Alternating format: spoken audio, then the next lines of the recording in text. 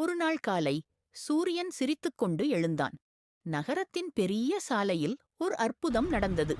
எல்லா வாகனங்களும் உயிர் பெற்று விளையாடத் தொடங்கின.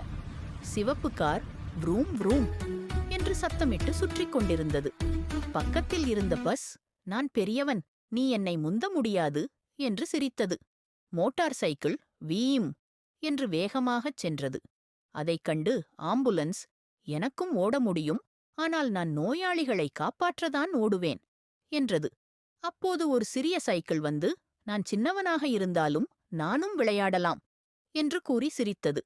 எல்லா வாகனங்களும் சேர்ந்து போட்டி போட்டுக் கொண்டனர்.